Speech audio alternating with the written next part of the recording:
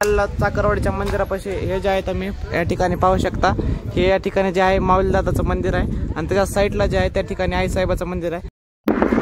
तर हॅलो मित्रांनो, स्वागत आहे तुमचं आपल्या एका नवीन ब्लॉग मध्ये। तर आज जे आहे आज आपण चाललो आहोत चाकरवाडीला। तर चाकरवाडी हे जे आहे महाराष्ट्रातील एक सुप्रसिद्ध जे आहे त्या ठिकाणी एक माऊली महाराजाचं मंदिर आहे। तर आज जे आहे आम्ही घरून पूर्ण म्हणजे घरचे जे आहे ते चाललेले आहेत। या ठिकाणी आहे आपला भैया बसलेला, वहिनी बसलेला आहेत, पाठीमागे जे आहे माझी आई आहे बसलेली। तर आम्ही जे आहे सर्वजण या ठिकाणाहून जे आहे चाकरवाडीच्या तिकडे चाललेलो आहोत। समोर जे तुम्ही पाहू शकता हा जो आहे पुणे आंबेजोगाई रोड आहे। तर या ठिकाणाहून जे आहे केजपासून जे आहे चाकरवाडी 35 किलोमीटर अंतरावर आहे। त्या ठिकाणी जे आहे इळमघाट नावाचा एक चौक लागतो। तर त्या ठिकाणी आपल्याला डावीकडे 5-6 किलोमीटर जे आहे चाकरवाडी आहे। तर आपल्याला त्या ठिकाणी जायचं, तर चला जाऊया आपण त्या ठिकाणी।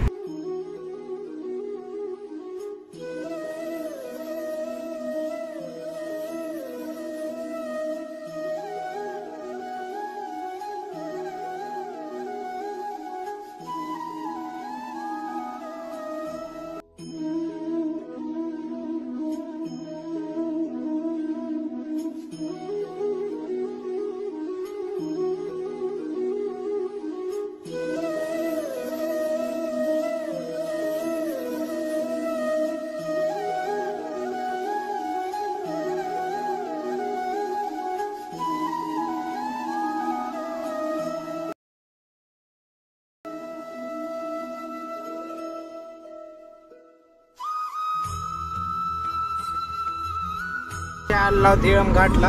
तर इळमघाट जे आहे तुम्ही समोर पाहू शकता, हे आहे तर इळमघाट। आणि या ठिकाणाहून जे आपल्याला लेफ्ट साईडला जे आहे टर्न घ्यायचा आहे। इथून जे आहे चाकरवाडी या ठिकाणाहून 5 किलोमीटर अंतरावर आहे। लेफ्ट साईडला टर्न घेतल्यानंतर या ठिकाणी जे आहे 5 किलोमीटर अंतरावर जे आहे चाकरवाडी आहे। आपण अगदी चाकरवाडीच्या म्हणजे जवळ आलेलो आहोत।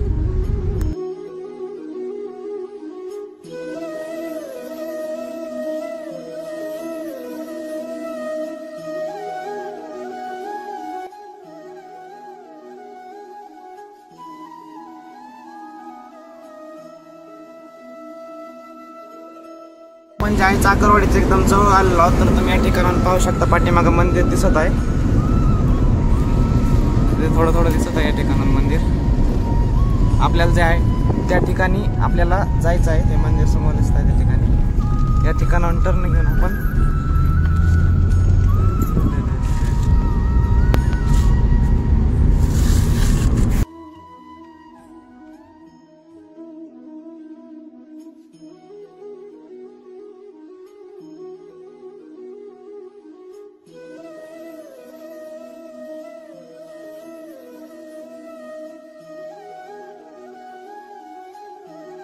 समोर हे आहे चाकरवाडी गाव। म्हणजे अतिशय जे आहे साधं गाव आहे, पण या ठिकाणी जे आहे मंदिर आहे, त्यामुळे हे पूर्ण महाराष्ट्रभर जे आहे प्रसिद्ध आहे। हे जे आहे समोर ते मंदिर पाहू शकता, त्या ठिकाणी जे आपल्याला जायचं आहे। ठिकाणी जे आहे अमावस्याला जे आहे खूप म्हणजे चांगल्यापैकी जे आहे ती यात्रा असते। हे तुम्ही साईडला स्टॉल पाहू शकता, या ठिकाणी पेड्याचे वगैरे खेळण्याचे ते स्टॉल असतात। हे साईडला सभा मंडप ते आहे, हे जे आहे खेळण्याचे ते स्टॉल जे आहेत। आणि अमावस्याला ज्या दिवशी असते त्या दिवशी जे आहे खूप या ठिकाणी म्हणजे चांगली जत्रा भरते। भाविक भक्तांची जे आहे खूप गर्दी असते।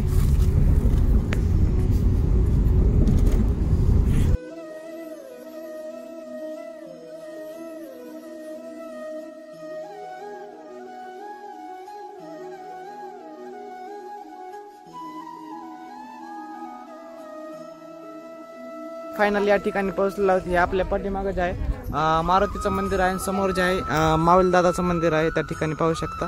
आणि त्या ठिकाणी जे आई साहेबचं मंदिर आहे, तर आपण जाऊया त्या ठिकाणी।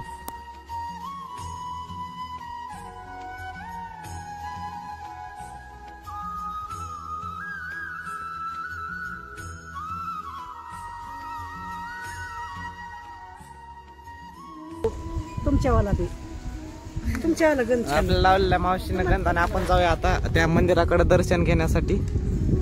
या ठिकाणी जे आहे पाण्याची देखील पिण्याच्या पाण्याची देखील या ठिकाणी व्यवस्था केलेली आहे चांगल्या प्रकारे, तुम्ही पाहू शकता। ते पाठीमागे जे मंडप पाहताय तुम्ही, तर ते जे आहे पावसाळ्यामध्ये पाऊस वगैरे आल्यावर त्या ठिकाणी जे आहे खूप मोठ्या संख्येने जे आहे भाविक भक्त बसू शकतात, अशी जी आहे त्या ठिकाणी व्यवस्था केलेली आहे। तर ते देखील मी तुम्हाला त्या ठिकाणी जाऊन दाखवणार आहे।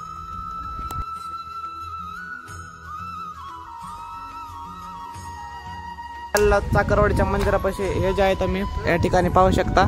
हे या ठिकाणी जे आहे माऊलीदादाचं मंदिर आहे आणि त्याच्या साईडला जे आहे त्या ठिकाणी आईसाहेबाचं मंदिर आहे. तर सर्वप्रथम जे आहे आपण या माऊलीदादाच्या मंदिरामध्ये दर्शन घेऊन जे आहे आईसाहेबाच्या मंदिराकडे जाऊ. तर तुम्ही या ठिकाणचा पूर्ण व्ह्यू पाहू शकता. तर मित्रांनो, आपण जे आहे या ठिकाणी नारळ घेतलं, नारळ आणि या ठिकाणी पाहू शकता तुम्ही बेल. तर नारळ या ठिकाणी आपण पडून घेऊ.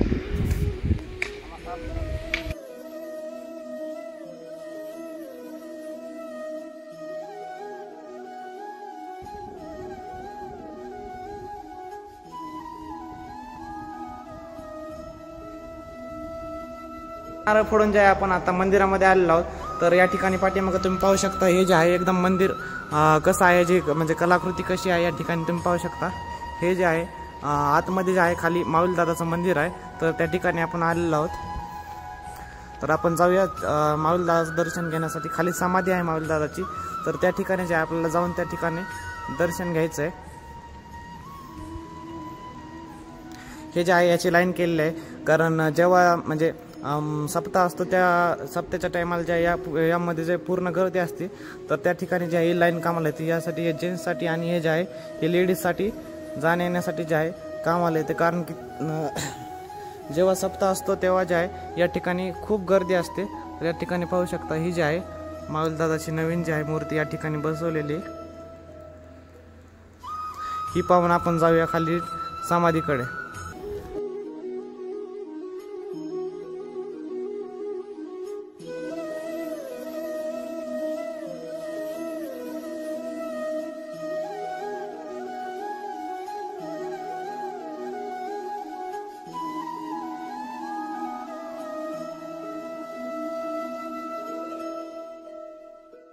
आपण आलेलो आहोत आता बाहेर. या ठिकाणी समोर पाहू शकता खूप जे आहे मस्त पैकी जे आहे गार्डन बनवलेलं आहे. झाडे वगैरे लावलेले आहेत. पूर्ण जे आहे या ठिकाणी गार्डन बनवून घेतलेलं आहे. तर आपण जाऊया समोर जे आहे आईसाहेबाचं जे मंदिर आहे त्या ठिकाणी. त्या ठिकाणचं देखील तुम्हाला मी पूर्ण दर्शन आता करणार आहे. तर चला जाऊया आपण आईसाहेबाच्या मंदिराकडे. या ठिकाणचा तुम्ही जे आहे नजारा पाहू शकता. एकदम जे आहे वातावरण जे आहे एकदम या ठिकाणी खूप चांगलं आहे. निसर्गरम्य वातावरण जे आहे या ठिकाणी आहे.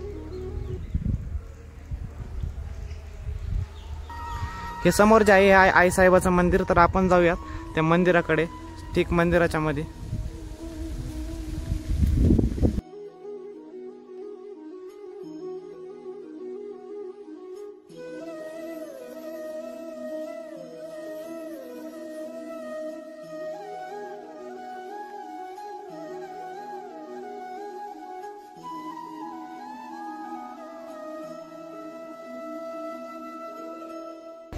आतमध्ये जे आहे आपण दर्शन घेण्यासाठी चाललो.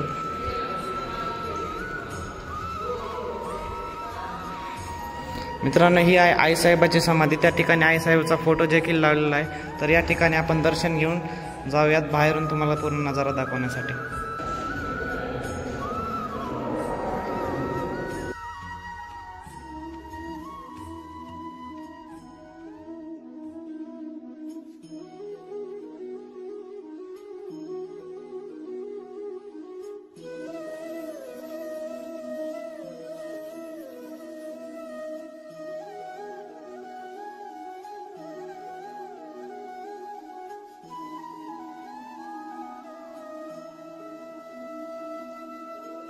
बीड जिल्ह्याच्या केज तालुक्यातील श्री क्षेत्र उत्रेश्वर पिंपरी या छोट्याशा ग्रामी जन्मासी आले. अनामाचे निर्देश नाम होते सद्गुरू ज्ञानेश्वर माऊली महाराज.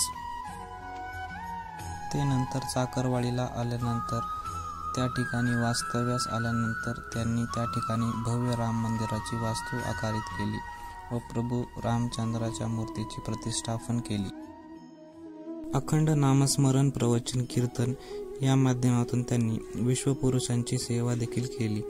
त्यांचे कीर्तन ऐकण्यासाठी अबाल, वृद्ध, ज्ञानी, अज्ञानी सर्व स्तरावरील लोक सोप्या बोली भाषेत परब्रह्माचे रहस्य उलगडून दाखवतील.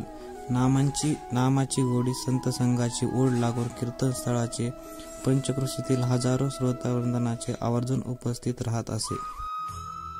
क्षेत्र चाकरवाडी येथे श्री माऊली महाराजांच्या भव्य, रमणीय, पवित्र अशी समाधी मंदिराची वास्तू विराजमान असून श्री माऊली महाराज या ठिकाणी कालातीत राहून चिरविश्रांती घेत आहेत. प्रतिवर्षीप्रमाणे महापुण्यतिथी निमित्ताने लाखो भाविक भक्त या ठिकाणी येऊन विठ्ठल नामाच्या गजरात माऊलीची सेवा करतात.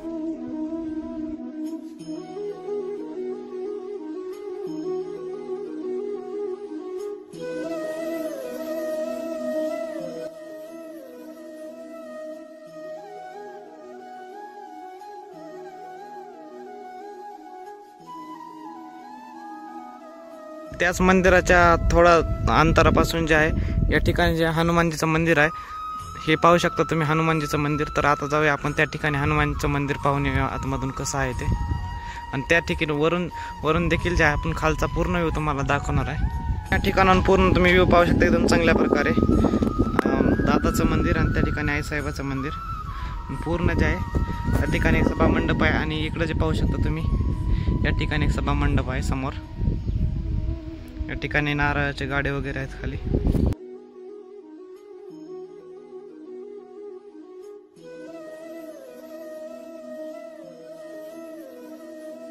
हनुमान मंदिराच्या वर तर तुम्हाला जे आहे पाठीमागे जेवणाचा कार्यक्रम या ठिकाणी कुठे असतो ते जे आहे तिथला मंडप मी तुम्हाला दाखवतो.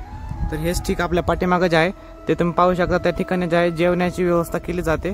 जे भाविक भक्त जे यात्रेला येतात त्या ठिकाणी पूर्ण जेवणाचा कार्यक्रम असतो त्या ठिकाणी. आणि खाली जे दिसते तुम्हाला ते पत्र्याचं शेड, तर त्या ठिकाणी जे आहे त्या ठिकाणी किचन आहे. तर त्या ठिकाणी जेवायला बनवून जे आहे ते या ठिकाणी जेवणाचा जे आहे कार्यक्रम ठेवतात. तर मित्रांनो, हे देखील भव्य दिव्य हनुमानजीचं असं मंदिर आहे.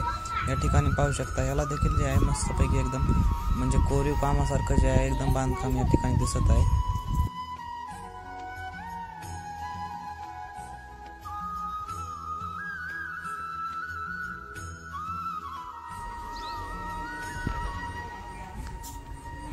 तर मित्रांनो, या ठिकाणी जे आहे एकदम चांगल्या प्रकारचे जे आहे गार्डन केलेलं आहे माऊलीदादाच्या मंदिराच्या शेजारी. हे तुम्ही पाहू शकता. आणि असं भव्य दिव्य असं हे मंदिर देखील तुम्ही या व्हिडिओमध्ये पाहू शकता. गार्डन या ठिकाणी जे आहे खूप एकदम निसर्गरम्य वातावरण बनवलेलं आहे.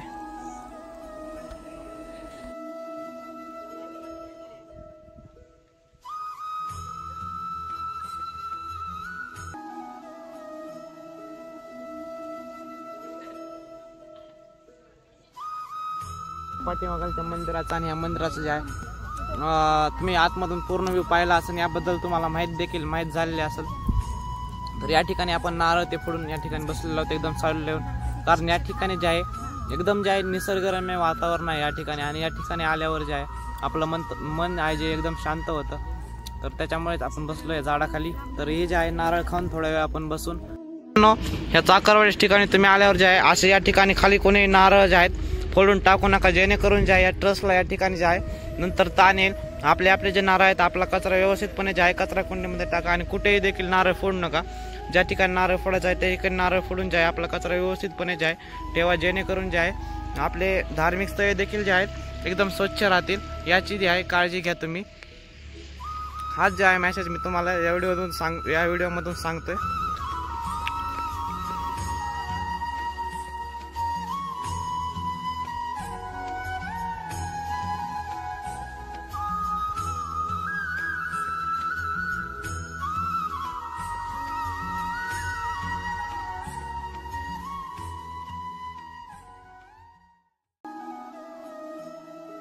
पोहोचलो आहोत घरी.